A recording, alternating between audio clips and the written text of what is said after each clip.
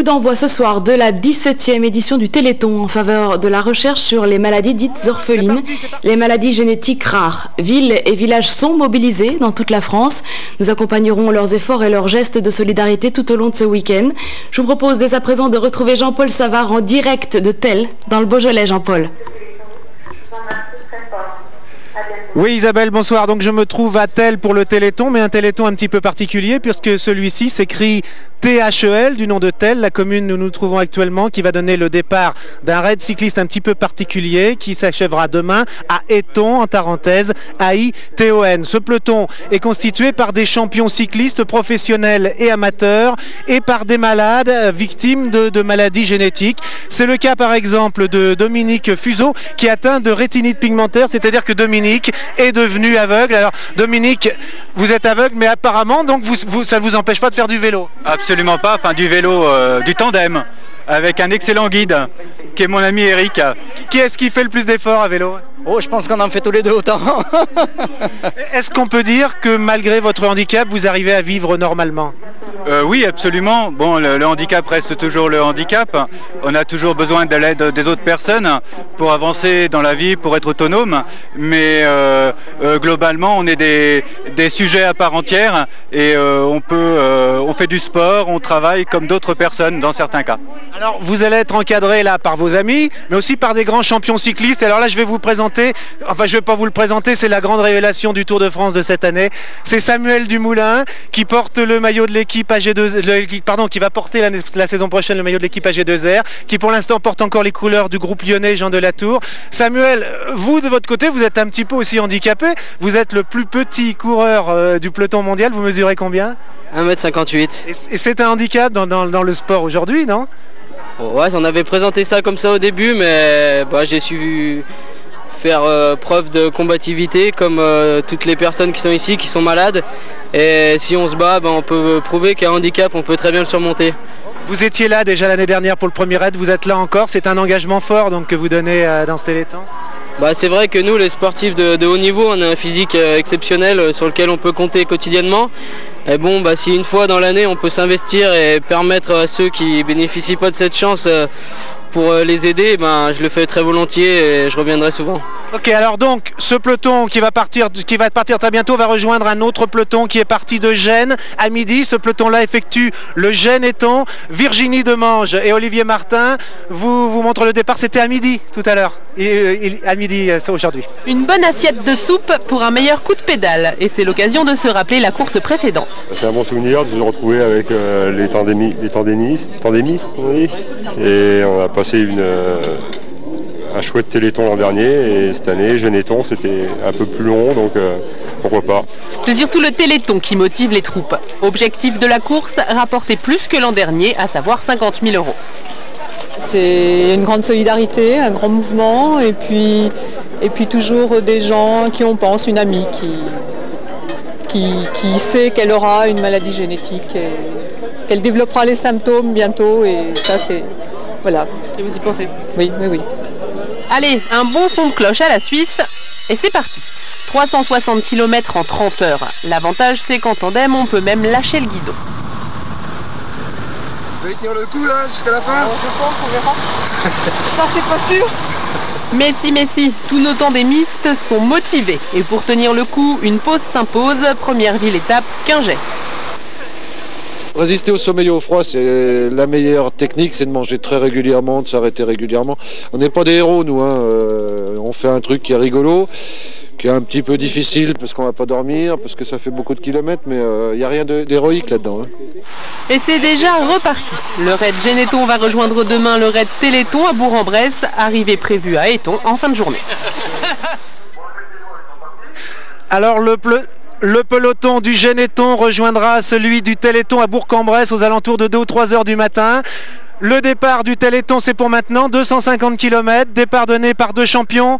Dany Bonneron, championne d'Europe de VTT, elle a disputé aussi le Tour de France féminin. Et puis Karim Benamrouche qui est champion du monde qui fut champion du monde de kayak. C'est parti pour un peloton de malades et de champions. C'est à vous, madame et monsieur le champion. À vos marques. Ouais. Allez hop, c'est parti. Et Dany Bonneron accompagne le peloton puisqu'elle est cycliste. C'est parti jusqu'à Éton, 250 km. Des animations dans toutes les communes traversées. Et nous nous retrouverons demain soir en direct dans ce journal pour l'arrivée à Éton du peloton du Geneton et du Téléthon. Continue sur France Télévisions. Au total, vous le savez, 30 heures de solidarité pour aider, pour financer la recherche sur les maladies orphelines. Un numéro à appeler, le 3637 en Rhône-Alpes. De nombreuses associations se sont mobilisées et je vous propose tout de suite de rejoindre Jean-Paul Savard en direct d'Éton, en Savoie. Jean-Paul, vous avez assisté à l'arrivée de 2 raids cyclistes. Oui, bonsoir, absolument. J'ai assisté à l'arrivée de 2 raids cyclistes, 2 raids un peu fous compte tenu de la saison. Normalement, à cette période, eh bien, les vélos dorment plutôt au coin du feu. Il y avait beaucoup de bruit avant que je commence cette intervention. D'un seul coup, tout le monde, vous pouvez jouer de la musique, continuez. Hein. Il y avait la fête avant cette intervention. Normalement, ça n'est pas la saison pour faire du vélo. Encore plus fou, des malades atteints de maladies génétiques ont accompli ces 2 raids jusqu'à leur terme pour gagner le plus d'argent possible. Voici donc le Téléthon et le Geneton réussis par des femmes et par des hommes en Franche-Comté et en Rhône-Alpes. 13h et quelques, vendredi à Gênes, dans le Doubs, Michel Vautreau, arbitre international, donne le départ du Geneton, 350 km. À vos marques. Ouais. Un peu plus de 19h à Tel dans le Rhône, Karim Benamrouche, champion du monde de kayak, lance le Téléthon, 250 km. Le soleil a disparu, mais de grands champions éclairent les 2 raids.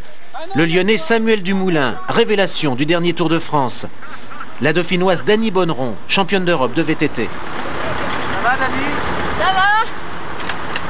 Il fait pas trop froid. Il pleut pas, il neige pas. Tout va bien. C'est dur de rouler la nuit? Ouais, c'est pas évident hein, quand même, on n'a pas du tout les mêmes repères. On n'appréhende pas du tout les obstacles et la route de la même manière. Ils ont l'air de bien rouler là? Ça va, ils ont pris leur rythme et qu'ils s'affolent pas et ils iront tous au bout. Pour les aider, toutes les communes traversées ont choisi de passer une nuit blanche. De Tel à Éton, comme de Gênes à Éton, partout. C'est déjà Noël. C'est toujours formidable et surtout les petits villages, c'est vraiment fantastique parce qu'on a du mal à croire parfois ces petits villages arriver à autant de mobiliser autant de monde que ça, c'est vraiment incroyable. À Châtillon-sur-Chalaronne, toute la ville veut rouler autant que les 2 raids, mais sur place, sur des vélos d'appartement. Et ceux qui avancent vraiment ne sentent plus de handicap, même s'ils sont sourds-muets ou aveugles. À part l'humidité qui pénètre un peu, mais autrement ça va, on est quand même bien couvert, donc ça va pas mal. Donc vous pensez aller jusqu'au bout? Ah oui, sans problème, ouais.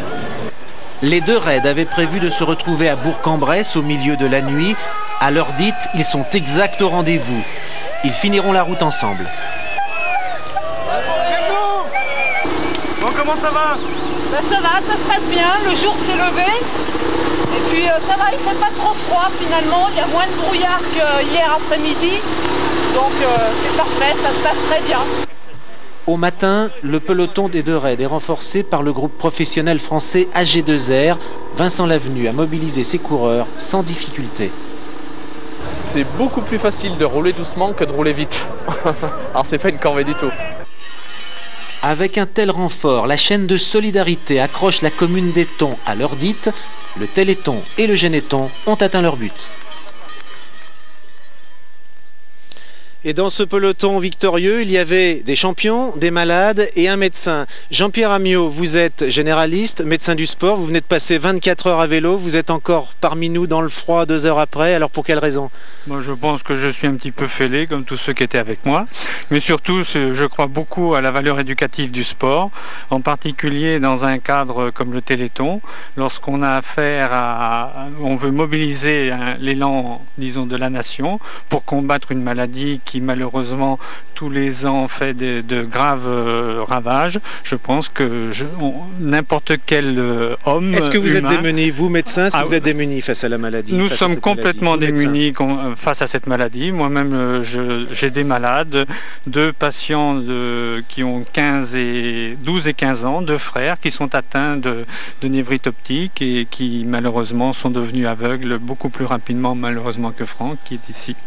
Il y a un espoir pour eux avec de telles actions? Je pense qu'il y a un espoir peut-être plus lointain qu'on ne l'a cru, mais il faut que les gens sachent que tout ce qu'on fait actuellement, si ça ne, disons, c'est pas efficace pour les maladies génétiques, on a un retentissement sur toute la santé. Alors, ce Téléthon n'existe que grâce à toutes les bonnes volontés. En première ligne, les sapeurs-pompiers. En ce moment, ils sont très occupés. Pourtant, ils ont encore pris le temps d'encadrer ces 2 raids. Sans eux, ces 2 raids n'auraient pas pu avoir lieu. Leurs pieds sont encore mouillés par les inondations. Leurs gyrophares sont déjà braqués sur la lutte contre les maladies génétiques. De Gênes et de Tel jusqu'à Éton, les sapeurs-pompiers des 8 départements traversés ouvrent la route, leur caserne et leur cœur. Le milieu associatif des sapeurs-pompiers est très fort, on est une grande famille et quand il y a un élan de solidarité pour les populations, voire pour les familles des sapeurs-pompiers, on est très solidaires pour ces actions. Il y a une force qui est phénoménale chez eux. Puis ils ont un esprit de corps, donc il y a une mobilisation qui est porteuse pour nous, quoi. Au cœur de la nuit, les pompiers de Montmerle, d'Ambérieu ou d'ailleurs sont devenus cuisiniers, hôteliers, infirmiers, bénévoles. Au petit matin, ceux de Morestel en Isère sont tous, absolument tous restés de garde, car sortir de la nuit constitue la plus grande difficulté d'un raid cycliste. C'était le truc le plus bienvenu qui pouvait nous arriver, c'était un bon casse-croûte.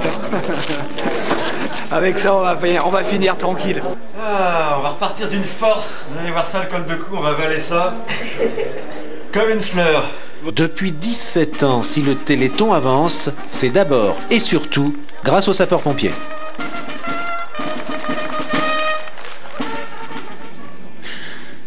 Alors bien sûr, le but du Téléthon, c'est de rapporter le plus d'argent possible. Ces 2 raids, pour l'instant, ont rapporté 30 000 €, mais ce n'est pas fini. Par exemple, on peut toujours acheter des petits bouts de laine qui, cousus bout à bout, vont constituer, ça c'est sûr, la plus grande écharpe du monde. La tricoteuse en chef, c'est vous, Mireille Adamiette, une bénévole. Vous en êtes à combien de petits carrés ?